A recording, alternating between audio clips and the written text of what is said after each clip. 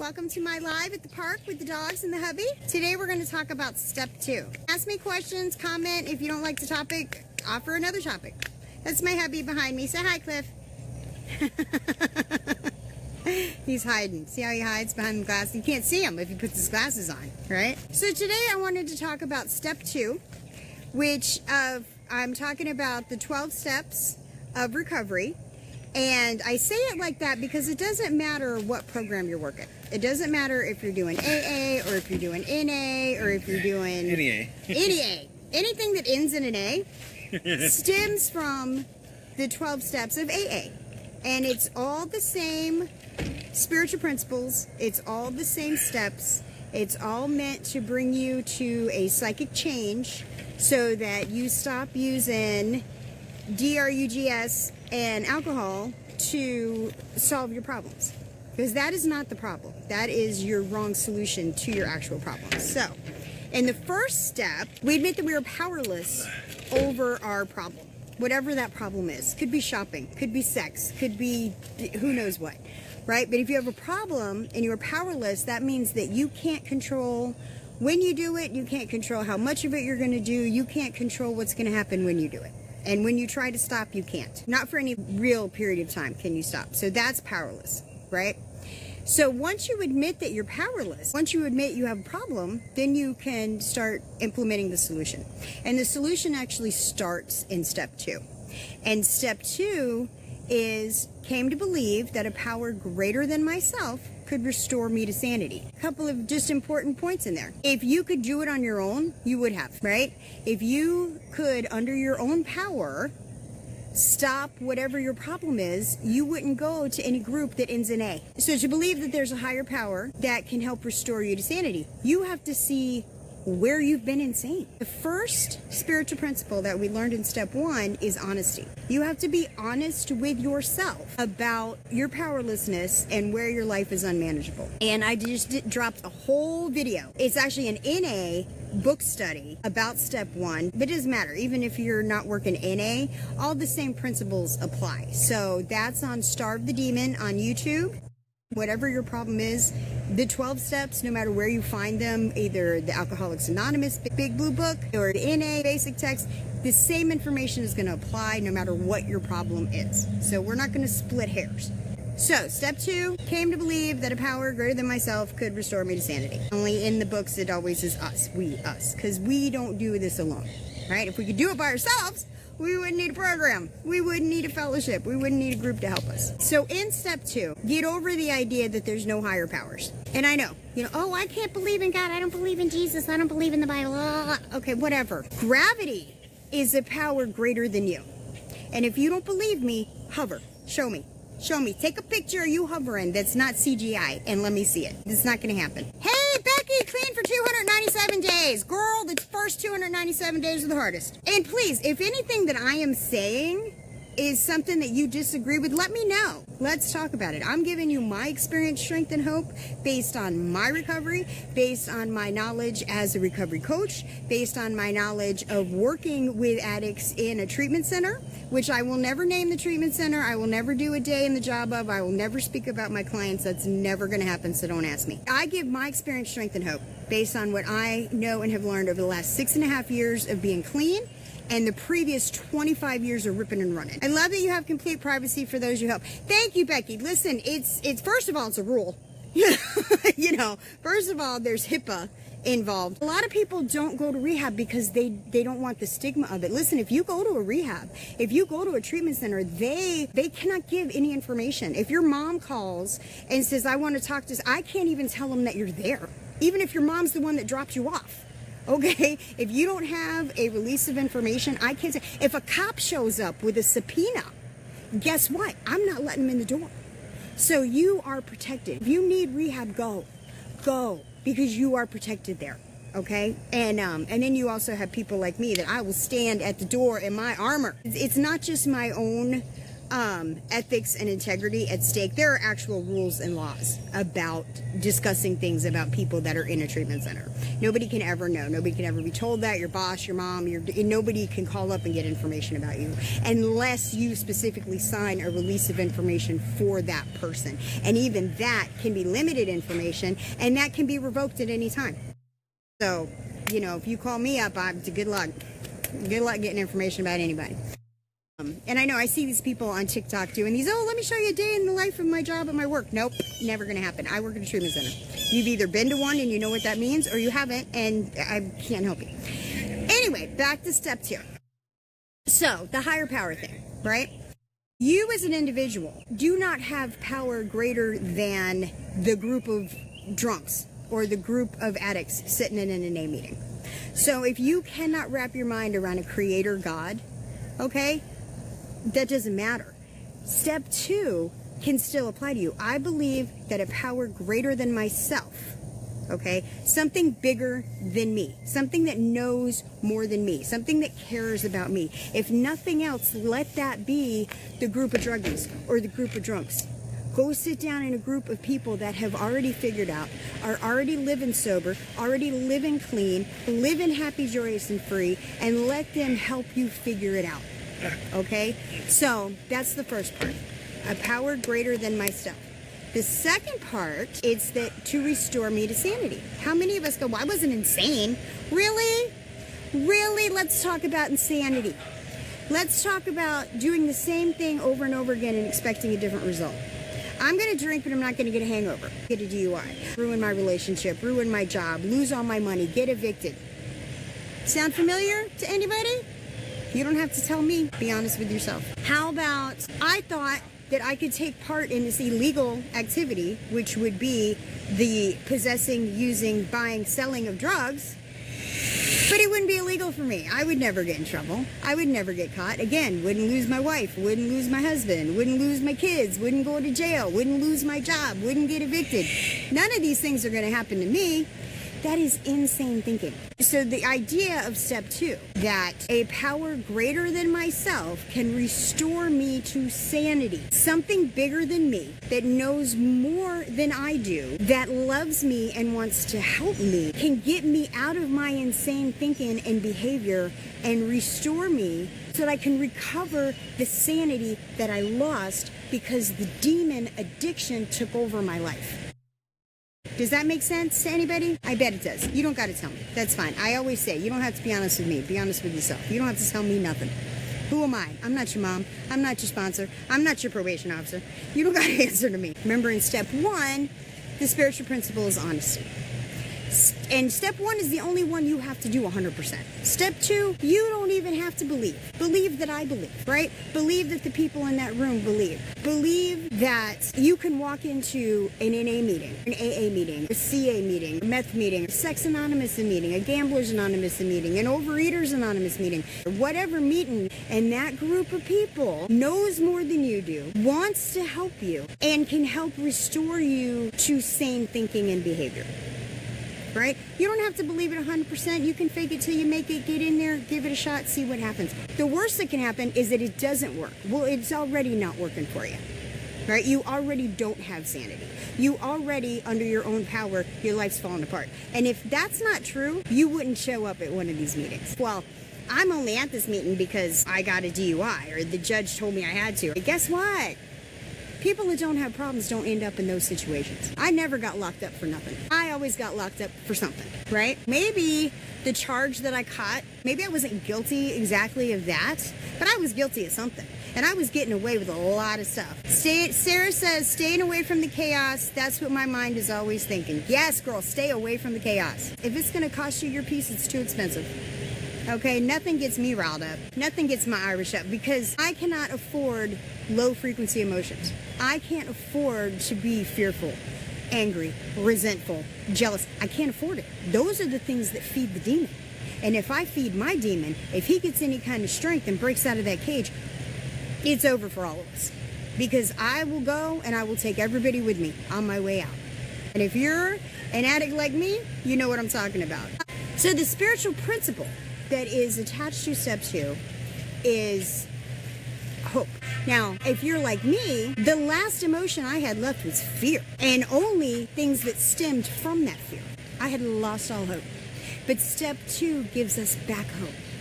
Step 2 says, hey, I have hope that there is a higher power that can help restore me to sanity. That's hope, right? And how many of us have lost hope because that demon, that addiction has taken over everything. And it makes you hopeless when you've lost your job. You've lost your relationships. You don't have any money. I mean, you find money for the dope man, one way or another, right? You've lowered all your standards. So all your nevers become yets. I'm going to say this to you. Nobody starts out living under the bridge. Nobody wakes up one day and goes, hey, you know what? I'm going to lose everything. I'm going to end up living under the bridge, and I'm going to have nothing left but what I can scrape up for the dope man. Nobody wakes up and says that. That just happens over time. It's a downhill thing that happens to us because we are no longer sane. We are no longer running our own life. The addiction demon is running our life. And until we can figure out how to starve that demon, quit feeding it, it feeds you drugs and alcohol so it can get what it needs. And what does it need? Fear, anger, resentment. It needs you to die. It wants to kill you. But it will settle for your misery and the misery of everybody around you. And some of you that are in recovery and have been there for a minute will recognize a lot of the stuff that I'm saying because I speak in cliches, bumper stickers. I'm a t-shirt waiting to happen because it's all true. It's all true. When I first got in the rooms and I heard these things, guess what? It's all true. I can't begin to say hi to everybody. I'm so glad that you're here. Let me know what step are you on or what program of recovery are you working. Not everybody works the 12 steps, which is why my podcast on YouTube and Spotify called Starve the Demon, Recovery by Any Means Necessary. It's not just about 12 steps. It's not just AA. It's not just NA. Listen, not everybody works the 12 steps. Not everybody goes to rehab. Not everybody goes to church. No, but the same thing that's going to work for me isn't necessarily going to work for somebody else, right? But if it worked for one person, it'll work for a million people. Right? Don't give up. If you try to get into something and it just doesn't work for you, don't give up. Find something else. There's no wrong way to get clean. There's no wrong way to get sober. If it works and it keeps you off the drugs and it gets you back to sanity and gets your behavior to change so you can be a productive member of society, if you can stop doing addict behavior, whatever it is that got you there, do it. Do it and then tell everybody else how you did it. Right? That's the greatest thing about the 12-step programs. They've been working for decades across the globe, and they work because it's one person helping another. Right? It's me helping you. It's me not telling you what to do, but telling you what I did. You got to do what I did, and you can get what I got. I am happy, joyous, and free. I have a wonderful husband. I got 2 dogs running around this park. We own our home. We've got a couple cars in the driveway, food in the fridge, money in the bank. Yay! Yay! That was not the case 7 years ago. It wasn't. And for those of you that don't know already, I spent 8.5 years in federal prison. Beyond that, I've spent about 2 years behind bars, in and out, here and there. I've been in jails all over this country. I've been in prisons all over this country. And then, even when I got out of prison, I still was ripping and running. So it wasn't until 2019 that I went to a very serious rehab. And it was because I was trying not to die. So I was ready. I had that gift of desperation where I went in and I was like, please just tell me how to not live like this anymore. Tell me how to not die. Tell me how to not go back to prison. That's what I wanted. And I got it. I dug in. I believed that I had a problem and my life was unmanageable. I knew that a higher power could restore me to sanity, and I knew how insane I was. So it wasn't that difficult for me. I don't want to spend the whole live going, hi, hi, hi, hi, hi, because when I'm watching a live and somebody's doing that, I get irritated. Get to what you're talking about. So I want to say hello to every single person that's in here, and I thank everybody. Subscribe. Carry the message of recovery. One of these days, if I could, I would work full-time on my podcast, because I really think that that is how I help people. That's my service work. If I can be of service, if I can help you in any way possible, let me know. Just a little bump won't hurt. Oh, hairy balls. Oh, hairy balls. You know you're wrong for that. Just a little bump won't hurt. Nope, I tell you what, if I have a little bump won't hurt. No, baby. Little bump going to set it off. going to set it off, because one's too many and 1,000's not enough. And if you know, you know. I cannot feed my demon, because I'm not trying to go back to prison and I'm not trying to die. So yeah, a little bump absolutely would hurt. And now, anymore, let's talk about a little bump. What if your little bump's got fentanyl in it? What if your little bump's got fentanyl in it and it kills you? Tell me again, a little bump won't hurt. Say it. Say it. Dare you. Bet you won't. Bet you don't. Does anybody have any questions that they would like to ask about step 2 or anything else that you would like to talk about besides step 2? Yes, baby. One day at a time. And it is. I only have today. I don't have yesterday and I don't have tomorrow. I can't be worried about them. I have to worry about what I'm doing right here, right now, today. Congratulations to anybody that's getting sober, that's getting clean. And I don't split hairs. If you're in recovery, if you're a person in recovery, I am so glad that you're here. I'm so glad. And what it takes is a psychic change, spiritual experience. Quit your old ways. You got to put the old ways down.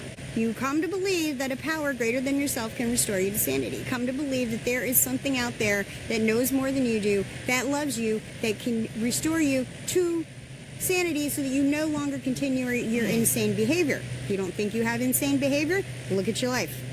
Look at how many times you lie, cheat, steal, lose a job, lose a girlfriend, get evicted, rob Peter to pay dope man. Not even Paul. That's insanity. Doing the same thing over and over again, expecting a different result. Some of this drugs, do them the first time, and you get that magic high, and you search for that for years, and it never comes out. You never get it twice.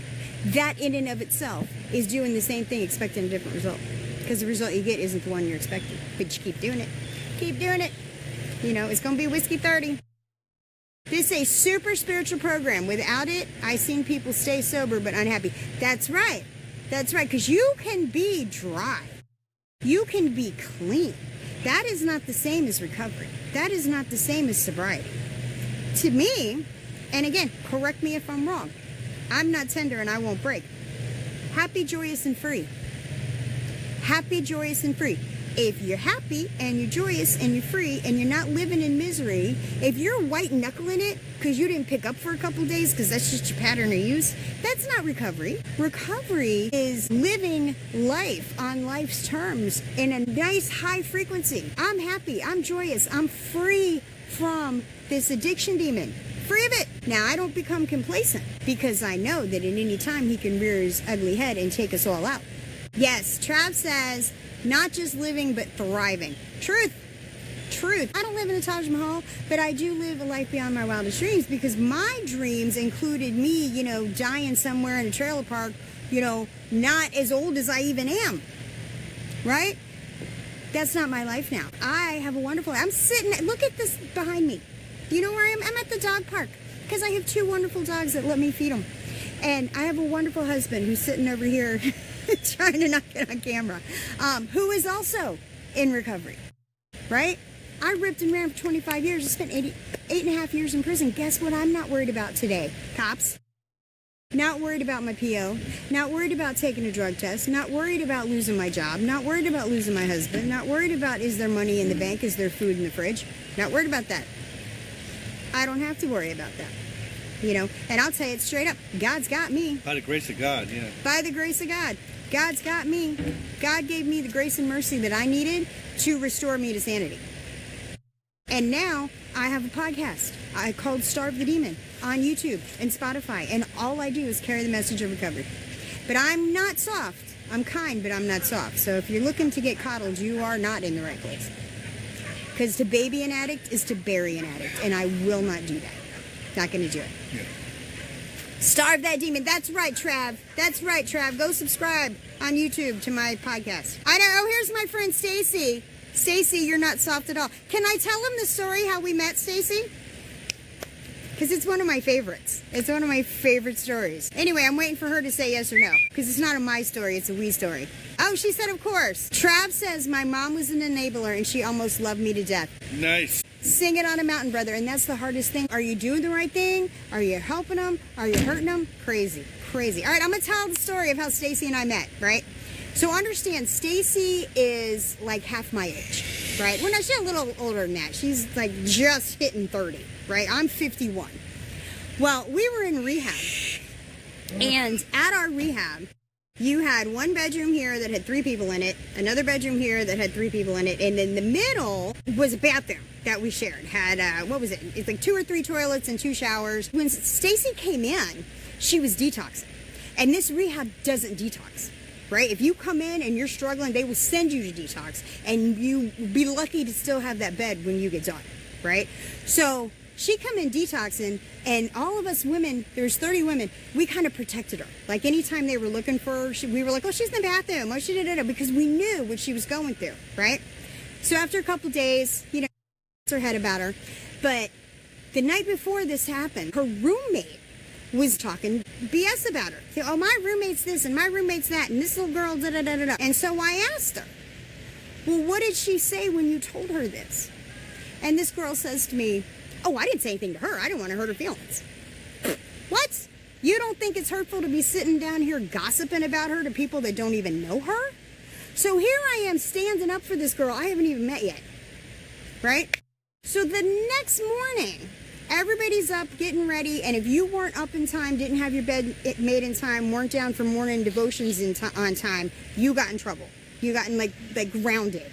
Like you couldn't leave, and you couldn't have your phone. You couldn't, like, it was bad, right? It was bad. So her alarm is steady going off. Steady going off, steady going off. Everybody in the hallway is mad about it. Mad at her alarm won't go off, but nobody is doing anything about it, right? So now remember, I share a bathroom with her. My room's here, here's a bathroom. So I walk through the bathroom and literally kick her door open. Bam! Get up! You're gonna be late. You're gonna get a pink sticker. This little bitch sticks her head up and goes, can I have 10 more minutes? What? So that's how we met. Me kicking her door in and her being like, I need 10 more minutes. We became friends after that. Because I am the one. You know how people are always like, oh, don't mess with me. I'm not the one. Baby, let me tell you, I am the one. I am the one. And that was my whole thing. Like, listen, if you're going to complain about this girl, go do something about this girl. If you're going to whine about it, do something about it, right? Which is why I love being in recovery. Because this is not a place for the weak. It's not a place for whining. It's not a place for woe is me, right? There is no chapter called sit on your ass. There is only a chapter called into action. My sponsor used to tell me, right? I'll give you about a minute to whine and cry. And then what's the solution? What's your solution? Right? We understand what the problem is. We're real good at defining the problem. What's the solution? What are you going to do about it?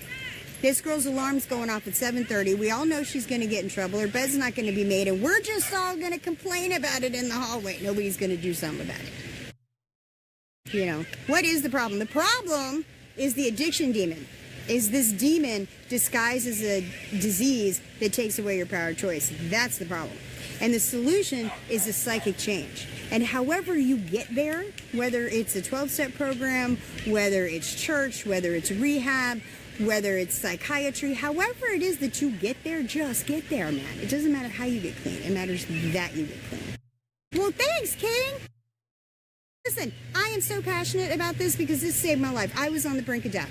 If I hadn't got clean, I'd be dead today. And if not dead, at least in prison, where I stayed high. By the way, when I was in prison, I am. This is the dog park. Thank you, King. This is the dog park. And we bring our dogs here on Saturday morning so they can play. I haven't shown the dog. I'm going to wait for them to get closer because I don't want to put other people that... I don't believe in putting people on camera that don't want to be on Understood. camera. Trav says, this program changed me from a boy to a man. Amen to that. Yes, Trav. Cool. Thank you. Yeah, because cool. we don't... I like that. You know, listen, I'm very kind. I'm a nice person. I'm very loving so she says. And compassionate, and I'm full of grace and mercy, but straight up, I'm not soft. That's the difference. As long as you've had your coffee, yeah. As long as I've had, yeah. That's my husband talking shit, y'all. And listen, he's the only one that can. He's got husband privileges. He's got husband. Say hi, honey. If this woman hasn't had enough sleep, or an hour after she's had coffee, because she's very, very gentle. You gotta be very gentle with her. She's tough as nails most of the time, but if she hasn't had enough sleep, forget about it. I'm sure most of you guys understand. But this is a serious issue that needs someone to push you. Yes, this is why we have sponsors, right? This is why we have sponsors. To the simple fact that you get with somebody, and I mean, you can can see this in all aspects of life. Successful people in whatever, it could be business, could be school, could be whatever. Successful people will generally say that they have had some kind of mentor. Yes, and ask for help. Listen, you have to ask for help and you have to accept the help that you're given. Exactly. You drink because of pain, you need better pain management. Alcohol's not your problem. Alcohol is your solution. You have to find a better solution so that you don't use alcohol to solve your problems, because that doesn't help your problems. All that does is make your problems worse, you know? And Cliff and I, that's his name, Cliff, we ripped and ran together. And then I got sober, and he did, but he kept relapsing because he never really had that psychic change, right? He kind of went through the motions. He was homeless before I knew him. In his younger days, wilder days, he's been to several rehabs, you know, all that. I mean, you ran the gamut of the things that you go through in active addiction. And he had really struggled, even after I got sober, even after I, you know, really took the sober pill, really drank the Kool-Aid, you know, and this is my life. And if you ask anybody, ask Stacy, every time she calls me with a problem, what do I say? What'd your sponsor say? Did you pray about it? And she makes fun of me. She says, you always say that. That's always your answer. No, baby, that's not my answer. That's the answer, right? Well, Cliff, as I am working in treatment, as I am sober as the day is long, he's struggling. And I know that I can't keep him sober. I know that I can't do it for him. I can't make it happen. All I can do is protect myself, you know, take care of what's going on in the house, da-da-da. It wasn't until like 10 months ago that he really, truly had that psychic change, really had that spiritual experience. Because even in the background, for, you know, when he would relapse, then he'd get it together and he'd have some clean time, I knew he was white knuckling it. I knew he was white knuckling it, and I knew that the day would come where the demon would get him. And we got to a point where I would flat out say to him, I'm not talking to you, because your demon is here, and I don't talk to demons. I don't talk to drunk people. I don't talk to high people. And until you get your demon under control, I got nothing to say to you. No, baby. Alcohol is not the only thing that works for pain, and you do need to talk to your provider. Because listen, I'm not a doctor. You know, people are on Suboxone, people are on, do whatever, detox meds, or you have a medical issue that you need some kind of painkiller for, or you need physical therapy, you need yoga. I don't know what you need. I can't tell you because I'm not a doctor, and neither is anybody else. That's an outside issue, right? And if you are, we are talking about 12-step programs, kind of. Any 12-step program, all the traditions tell you, has no opinion on outside matters. If you need to see a psychiatrist, if you need to take some kind of psych meds, if you need to take some kind of painkillers because you have legitimate physical pain and issues, you work that out with your doctor. Okay, but I tell you, alcohol isn't making anything better, and it's making things worse. It's dehydrating you. It's not allowing your body to heal in the way that it should. You're not getting the quality sleep that you need to be getting. All these things are true. So I'm the wrong one to tell me that alcohol works. Alcohol might seem to work, but in the overall, it's not gonna. You know, it is making you look older. I don't even know what you look like, but I promise you, it's making you look older because it's dehydrating you. And they do call it spirits because it is a spirit. Listen, you will not convince me that it's not a demon. You won't. You can't. I mean, come on. Come at me. Come at me. I'm telling you, you can't convince me that it's not a demon. Can't. I know demons are real. I've seen them. I've felt them. I've experienced them. I've been surrounded by them. You know. It is a demon disguised as a disease that takes away your power of choice. You sure right, Trav. You sure right. Which is why I need you all to go to YouTube and subscribe to my podcast called Starve the Demon, Recovery by Any Means Necessary. I don't know if it's Lilith King. I don't know. And I don't care. Honestly, you call it what you want to. I think you should come check out my podcast. I just dropped chapter 4 of the NA basic text, also out of the NA It Works How and Why. I talked about step 1. I'm doing book studies. I'm doing the AA big book. I'm going through the entire book as if I was talking to a sponsee. So there's journal prompts, there's questions. I kind of tell some of my story as I'm explaining what's in the book, right? I'm doing the same thing with the NA basic text, but as I'm in the steps, each step is going to be its own video, and with that, I'm also incorporating the NA It Works How and Why. Oh, Travis, is this you? Oh, I didn't know it was the Travis that I know. Hi, Travis. Travis? I know Travis, and he is going to be on my podcast. He says, I'm about to do a podcast with her. I'm so excited to tune into her channel. Yes. Yes, King. You should be 100% honest with your doctor. Because that's the thing. Let's talk about that. So I could get any drugs at any doctor at any time. Right? We are master manipulators. When that demon's in charge, baby, master manipulator. Master. And I will tell you something so almost believable. Could be true that if you don't believe me, you're an asshole. How dare you? Because what if that is true? What if I said is true and you don't give me what I want? Oh, right? Oh yeah, we're good at that. Good at being victims, good at making it your fault. Narcissistic. We take narcissism to a whole new level. All right, that demon's no joke, bro. But anyway, I'll tell you a little story. Because again, I can't tell you what to do. I can tell you what I have done. I had to get some dental work done. And I went to my dentist. And I said to him, I'm a drug addict. Now, this was back when I was still ripping and running. I was nowhere near recovery. But I had no problem. You know, my problem wasn't admitting I was an addict. My problem was admitting that my life was unmanageable. Right? Sell a blind man glasses. That's right. I'll steal your shit and help you look for it. So anyway, I had to get some serious dental work done. And I told my dentist, listen, I'm a drug addict. You know, the little bit of drugs that you give to me, or you give to normal people to deal with the pain, I'm going to need way more than that because I'm a drug addict and I have a high tolerance. And my doctor took me seriously. My dentist took me seriously and gave me some heavy duty, higher dosage drugs because I was honest with him. Let me tell you something. Meth heads present like schizophrenics. If you are a meth head and you go sit down and you talk to a shrink and without saying the word meth, you describe your symptoms, that shrink is going to write down that you're schizophrenic. And it's going to give you antipsychotics. So unless you are 100% honest with your provider, whether it's your doctor, whether it's your shrink, whatever, unless you're 100% honest, how can they give you an accurate diagnosis? I'll wait. Crickets? That's what I thought. So, I never, when I was ripping and running, got a good diagnosis because I was always pill seeking. I was always looking for that next numb because I couldn't feel feelings, right? Ooh, gotta numb that, numb everything. Because I have so much trauma and drama and chaos that I refuse to deal with. So numb, numb, numb, numb, numb, numb, numb, numb, numb, numb, numb, numb, numb, numb, numb, them pills, numb, numb, numb, right? No. Now, I am honest to a fault. Now, I try to be nice with my honesty, but I'm more concerned about the honest than I am with the hurt and feelings. Thank you, King. I appreciate you too. I hope that you get some value out of what I'm saying, and I hope that it helps you, and I pray that you get what you need and that you can someday live happy, joyous, and free. That's for real. And that's for everybody. That's right, man. If I could wave a magic wand and make everybody be clean, I so would do that.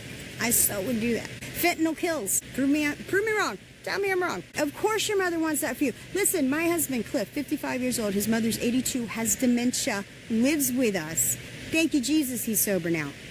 You know, I say sober. When I say sober, I mean clean. I mean in recovery. I mean whatever word works for you. Please don't get twitchy. Please don't come at me splitting hairs over terms, because I might hurt your feelings.